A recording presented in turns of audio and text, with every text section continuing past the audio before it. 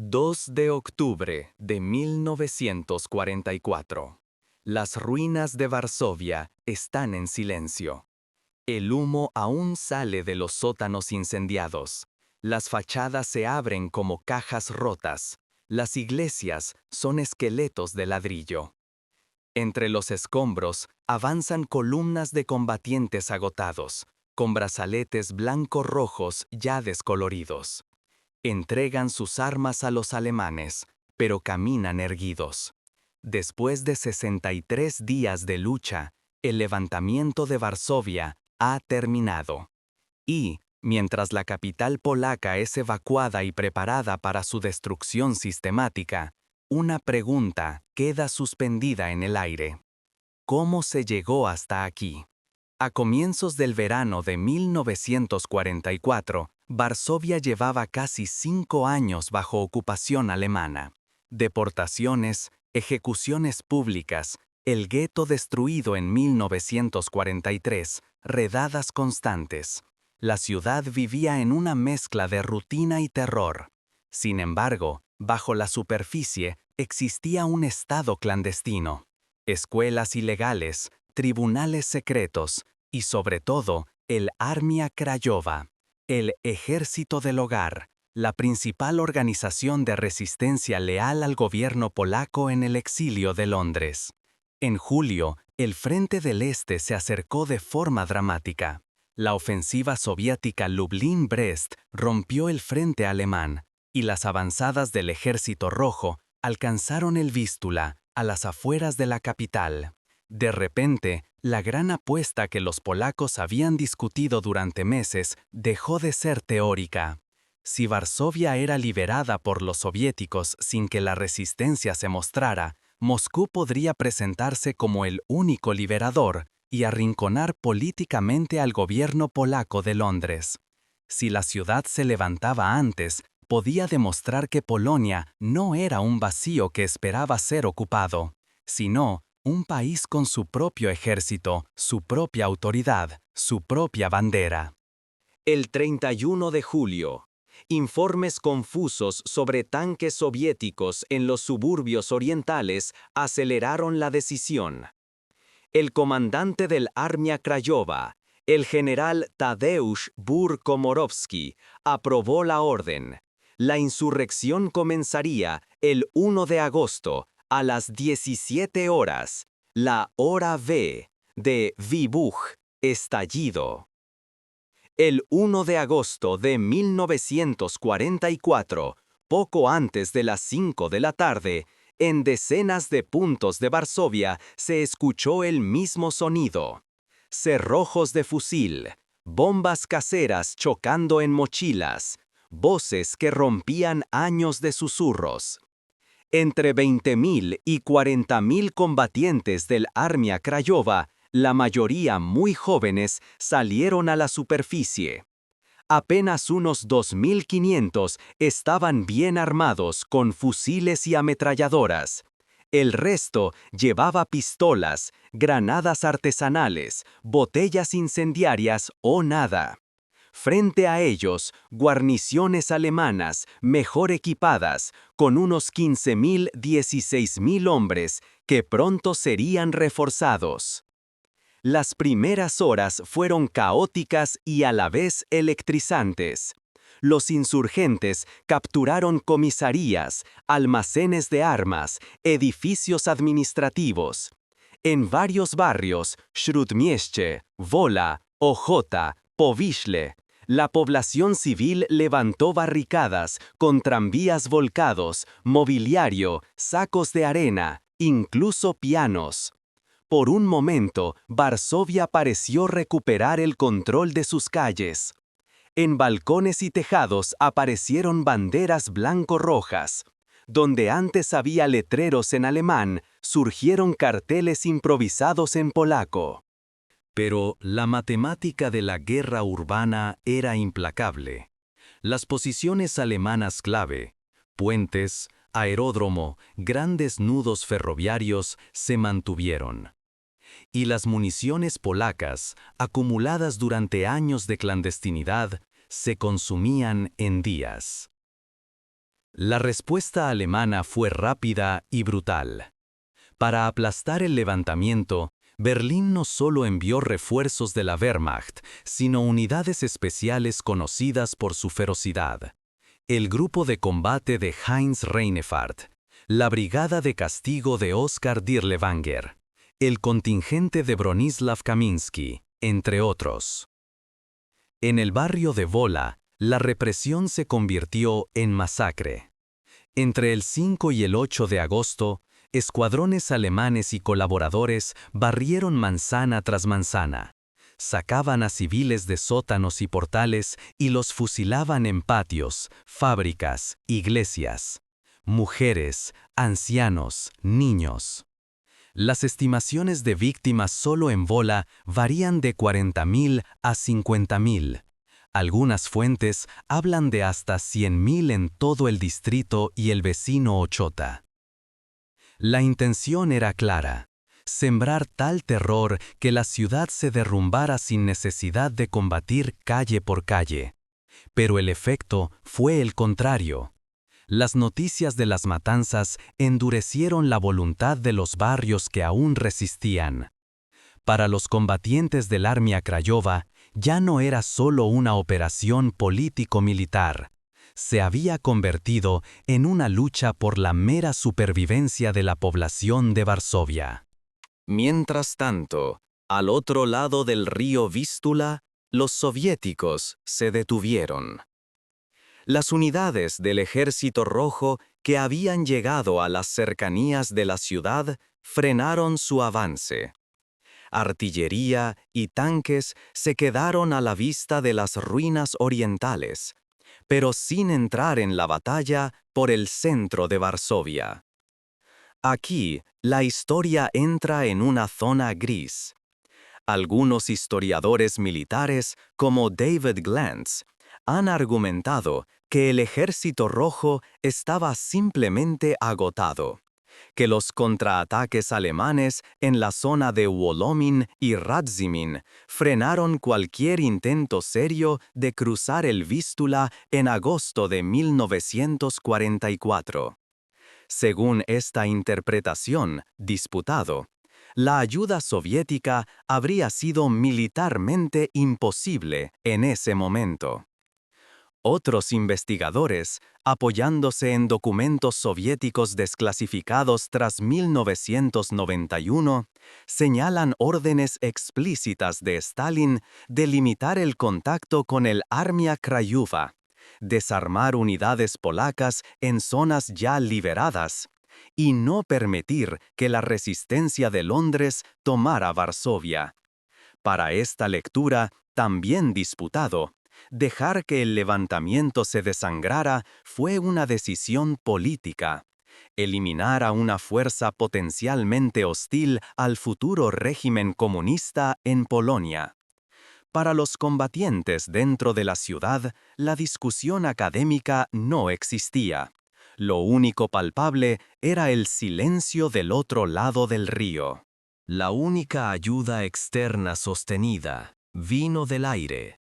Aviones británicos, polacos, sudafricanos y estadounidenses despegaron sobre todo desde Italia, recorriendo más de 1.600 kilómetros, para lanzar contenedores de armas, medicinas y alimentos sobre la ciudad sitiada. Entre agosto y septiembre se realizaron casi 300 salidas. Las pérdidas rondaron el 10-12% de los aparatos, una cifra altísima para mediados de 1944. Y aún así, por la altura, el viento y la niebla de la guerra, menos de la mitad de las cargas cayó en manos de los insurgentes. El resto terminó en zonas alemanas o entre las ruinas inaccesibles. Dentro de Varsovia, la resistencia trataba de convertir cada sótano en un bastión. Talleres improvisados reparaban armas capturadas, fabricaban subfusiles caseros Bliskavitza, proyectiles para morteros artesanales, lanzallamas de fortuna. Los cloacas, la red de alcantarillado, se volvieron arterias de combate. Por allí se movían mensajeros, se evacuaban heridos, se realizaban ataques sorpresa de un barrio a otro. La vida civil continuaba de forma casi incomprensible. Funcionaban hospitales clandestinos en sótanos, se imprimían periódicos subterráneos, se celebraban misas y bodas en medio de los bombardeos. Un grupo de combatientes judíos, liberados del campo de Gensiówka por los insurgentes, se unió a la lucha en el centro de la ciudad. Para algunos de ellos, las banderas polacas sobre los edificios destruidos del antiguo gueto eran un símbolo complejo, mezcla de esperanza y heridas abiertas. En septiembre, por fin, aparecieron soldados polacos desde el este, pero no los del Armia Krajowa. Tropas del primer ejército polaco, organizado bajo mando soviético, intentaron cruzar el Vístula para enlazar con los insurgentes. Entre el 14 y el 23 de septiembre, batallones lograron establecer pequeños cabezales de puente en la orilla occidental, especialmente en el barrio de Cherniakov. Pagaron un precio terrible. Sin apoyo suficiente de artillería y aviación soviética, bajo fuego concentrado alemán, estos contingentes quedaron prácticamente aislados. De los alrededor de 900 hombres que lograron cruzar, solo unos pocos regresaron a la orilla oriental. El resto murió o cayó prisionero luchando junto a los combatientes del Armia Krajowa. Las bajas totales del primer ejército polaco en los intentos de ayudar a Varsovia ascendieron a más de 5.000 muertos, heridos o desaparecidos. Después de este fracaso, las autoridades soviéticas relevan a su comandante, el general Zygmunt Berling, y suspenden nuevos intentos de cruce por al menos 4 meses.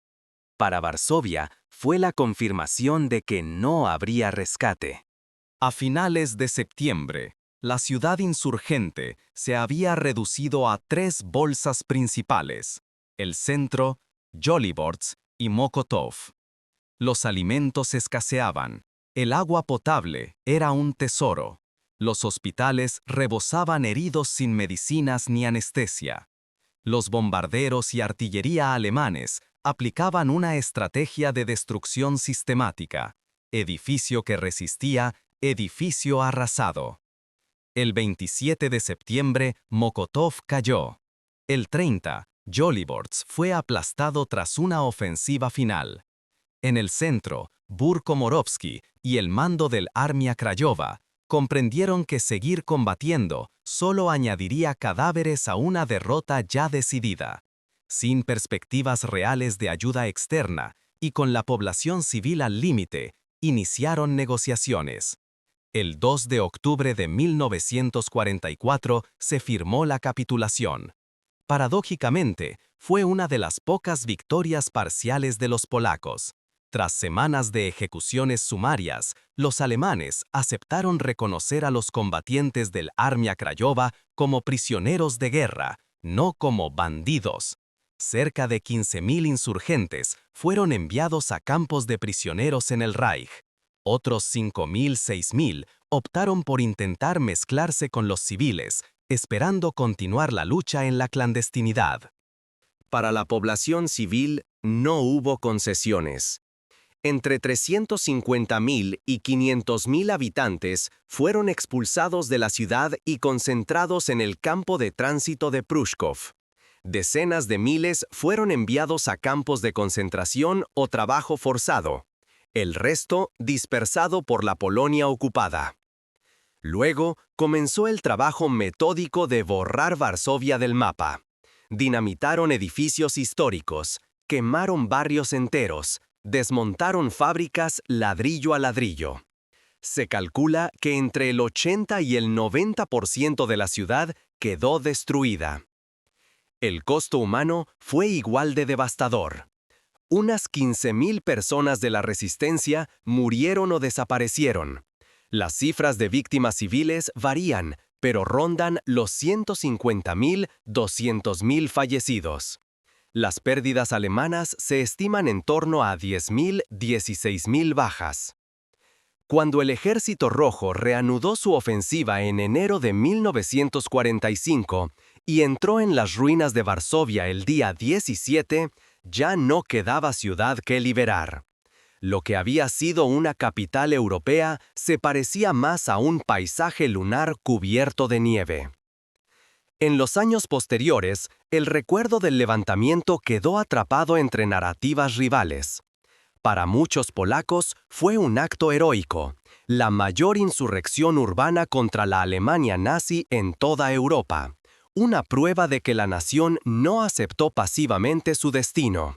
Para otros, incluso entre supervivientes, fue una tragedia innecesaria, una apuesta política fallida que sacrificó a una generación entera, dejó la capital arrasada y aún así no impidió que Polonia terminara bajo influencia soviética. El régimen comunista polaco, instalado con apoyo soviético, honró selectivamente la memoria del levantamiento. Exaltó el sacrificio de los combatientes, pero evitó hablar demasiado de la falta de ayuda soviética o del papel central del Armia Krajowa leal a Londres. No fue hasta el final de la Guerra Fría cuando la discusión sobre decisiones, culpas y alternativas se abrió con más libertad.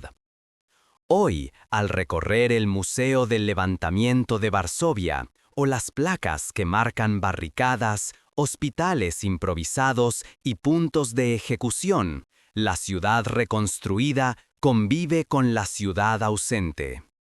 En fotografías de agosto de 1944 se ven rostros jóvenes, muchos sonriendo a la cámara entre ruinas, como si intuyeran que, pase lo que pase, su lucha será recordada. Para ellos, aquellos 63 días no fueron una cifra en un libro de historia, sino una vida entera comprimida en 2 meses. El levantamiento de Varsovia fracasó en su objetivo militar inmediato: expulsar a los alemanes y afirmar, a tiempo, la soberanía polaca. Pero dejó tras de sí algo difícil de medir en estadísticas.